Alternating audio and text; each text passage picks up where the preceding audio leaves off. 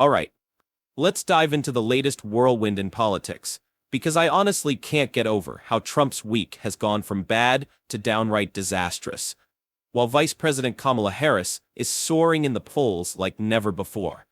And just when you think it can't get any crazier, the economy throws in some good news that has Trump absolutely losing it. I mean, seriously, this is the kind of political drama that makes you want to grab some popcorn and settle in for the show. We're talking about a roller coaster ride that's as bizarre as it is wildly entertaining. Buckle up.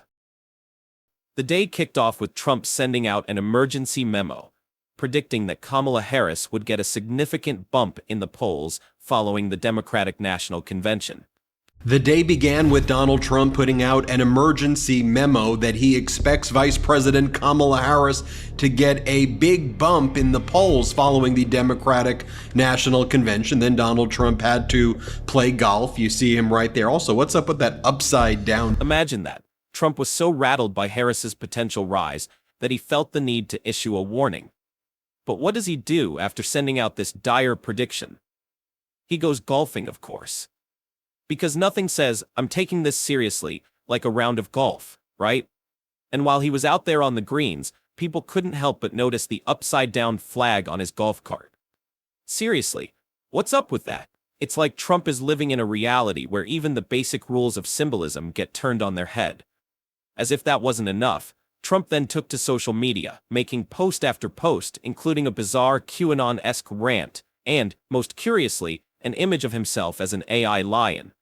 Hadn't seen that one before. Then Donald Trump started making post after post. He did a weird QAnon-ish post. You see that one there. And then he posted himself as an AI on top of an AI lion. Very strange behavior there as well. Yes, you read that right.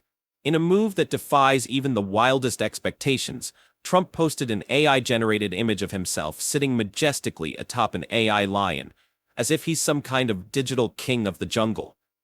It's like a scene straight out of a poorly written sci-fi novel where the plot is as shaky as the CGI. Is this the new normal for Trump, turning to bizarre, tech-generated fantasies to maintain his grip on relevance? Even by Trump's standards, this is strange behavior, and it's becoming increasingly clear that he's grasping at anything, no matter how absurd, to stay in the spotlight as Harris's popularity continues to rise. Meanwhile, Kamala Harris's campaign was hitting all the right notes, even going on the offense and trolling Trump with a perfectly timed video that highlighted just how out of touch he is. The video was a masterclass in political trolling, showing clips of Trump rambling on about everything from F-35 jets to Ukraine and whatever random thought popped into his head, while in the background, his own MAGA supporters looked like they'd rather be anywhere else, yawning, checking their watches, maybe even nodding off. Vice President Kamala Harris's campaign was going on the offense and mercilessly trolling Donald Trump. They prepared the following video, which I just thought was absolutely pitch perfect. Let me show it for you. Because people get bored, but they don't get bored with me. 6.5 hours later. Lawyers and your carpenters and your electricians and your drivers, and you're doing a lot of things. By the way, no Beautiful F-35 Lightnings. police is blowing up. Russia's blowing up with Ukraine. There's wars starting all over the place. Looks like bad things could happen. And 89% increase in aggravated assault and 56% department to go after their political opponent, but they're not doing well. I'm the only, nobody lies like her. She's a liar. She makes up crap. The video was a masterclass in political trolling. It didn't just poke fun at Trump, it practically dunked on him. As he droned on, oblivious to the fact that he was losing his audience faster than a bad comedian at an open mic, the Harris campaign made sure we saw every bored face in the crowd. It was like they were saying, "Look, even your biggest fans can't keep their eyes open, Donald." The clip brilliantly captured the vibe of a once fiery base, now reduced to a bunch of folks wondering if they left the oven on at home. If there was an Olympic event for political trolling, Harris's team would have taken home the gold with this one. But Trump wasn't done yet. He spent the rest of the day flooding his supporters' inboxes with frantic fundraising emails, starting at the crack of dawn and continuing late into the night.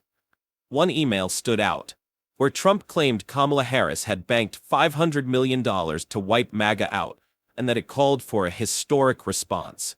Trump continued to do. After that, Donald Trump continued to send email after email to those on his listserv. He started at 3:42 a.m. He continued into the late hours of the night. There were emails like this.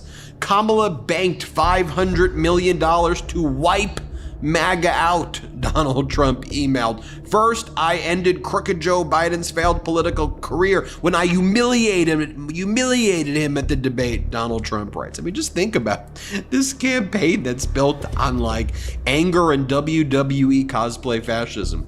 Then Donald Trump writes, then shadow billionaires unfroze millions of dollars to bankroll their new puppet frontman. And right now, Kamala just announced a fundraising haul of more than $500 million. This calls for a historic response that leaves no doubt about our resolve to save America from Comrade Kamala, but it won't mean a thing without... The irony here is so thick, you could cut it with a butter knife.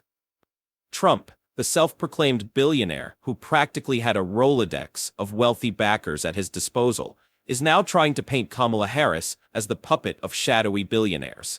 It's like a bad plot twist in a movie where the villain suddenly forgets that he's the one holding all the cards, money, and power. Trump's attempt to flip the script is as convincing as a soap opera villain claiming he's just a humble man of the people. While Trump was busy ranting, the data was quietly stacking up in Harris's favor. She's leading in the 538 average, taking her biggest lead yet in battleground states like North Carolina and Arizona. President Kamala Harris is up in the polls. She's taken her biggest lead in the 538 average. Across all the major A and B plus polls, she's leading by significant amounts, leading in the battleground states as well as in North Carolina as well as... And here's the kicker. Women have been registering to vote at record-breaking rates, surpassing even the post-Dobbs surge in many areas. This wave of voter registrations among women is sending shockwaves through the political landscape, signaling a significant shift that could have major implications in upcoming elections. The numbers are not just impressive, they're game-changing, showing that women are mobilizing like never before and driven by the issues that matter most to them. This surge is reshaping the electorate and could play a decisive role in the outcomes we see. But take a look at this stat, our friend Tom Bonnier bringing it to us. We have a decent number of states with recent voter registration file updates now. He said, I ran the gender gaps among new registrants in the 2 weeks after Biden's withdrawal. Women have been registering to vote at a very high rate. This is eclipsing the post-Dobbs surges most places. So just take a look right here at the various states. You can see the surge in women registered voters right there. This wave of voter registrations among women is sending shockwaves through the political landscape, signaling a significant shift that could have major implications in upcoming elections. The numbers are not just impressive, they're game-changing, showing that women are mobilizing like never before, driven by the issues that matter most to them. This surge is reshaping the electorate and could play a decisive role in the outcomes we see. The numbers don't lie, and they're telling a story that Trump definitely wishes he could mute. Voter registration shifts, particularly among women, are like a chorus of voices rising up to give Kamala Harris and the Democrats a serious leg up. It's like the political equivalent of a tidal wave, and Trump standing there with a tiny umbrella, hoping to stay dry. The momentum is as real as it gets, and it's coming at Trump faster than a tweet storm after a bad night of cable news. If these trends continue, he might just want to avoid looking at the polls altogether. And just to rub salt in the wound, the Biden administration scored a major economic win by refilling the strategic oil reserve at a price far lower than what it was sold for during Trump's emergency sales. Here's another one as well. The Department of Energy announced 2.5 million more barrels of oil have been bought for the Strategic Oil Reserve refill.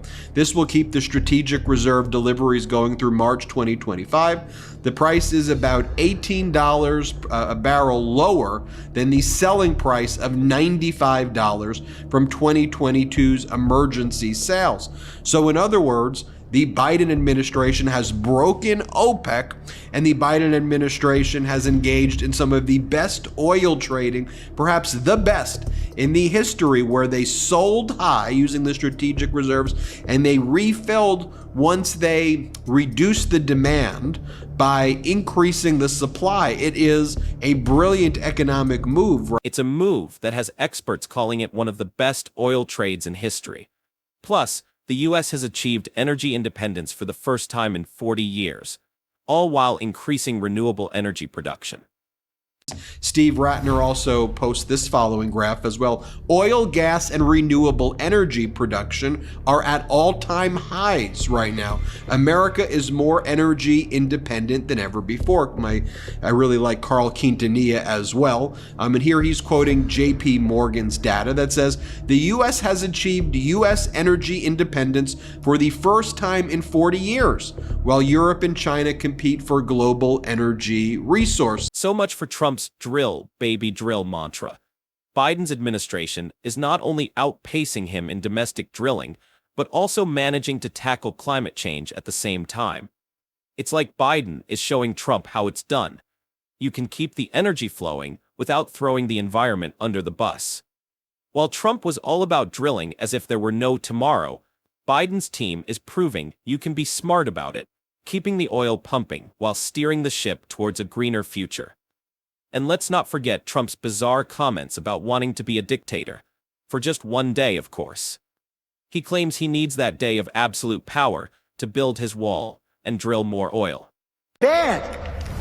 Baker today in the New York Times, he said that I want to be a dictator. I didn't say that. I said I want to be a dictator for one day.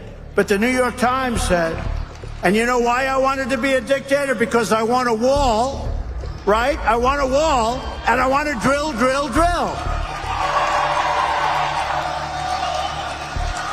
That's true. So,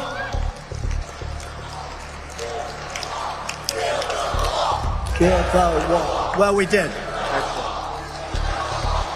It's the kind of statement that's so ridiculous it feels like satire, yet here we are. Trump, with a straight face, fantasizes about being a dictator, if only for a day, which is both hilarious and terrifying in equal measure. It's like watching a child throw a tantrum because he can't have all the toys at once, except this time the child is an ex-president talking about absolute power. The mix of absurdity and danger in his words leaves you wondering whether to laugh, cry, or double-check that this isn't some bizarre alternate reality we've all stumbled into. He didn't build the wall, number one. And number two, we are doing more domestic drilling now, while importantly focusing on climate change. Speaking of the wall, Trump's insistence that he built the wall is laughable at best. In reality, he barely got a fraction of it done. And now he's watching as the Biden administration manages energy policy better than he ever did, all without needing to resort to dictatorial fantasies. The wall, much like Trump's credibility, is full of holes. In the end, Trump's week can be summed up as a meltdown in slow motion. While Kamala Harris continues to rise in the polls and the Biden administration racks up economic wins, Trump is left to rant on social media, send out frantic fundraising emails, and fantasize about being a dictator. His once unshakable grip on the Republican base seems to be slipping, and his increasingly erratic behavior only highlights how out of touch he's become. As we watch Trump's antics unfold, one thing is clear. He's feeling the pressure, and it's not pretty. Meanwhile, Kamala Harris and the Democrats are playing the long game, focusing on policies that resonate with voters and using Trump's own words against him. It's a strategy that's paying off, and Trump's desperation is becoming more obvious by the day.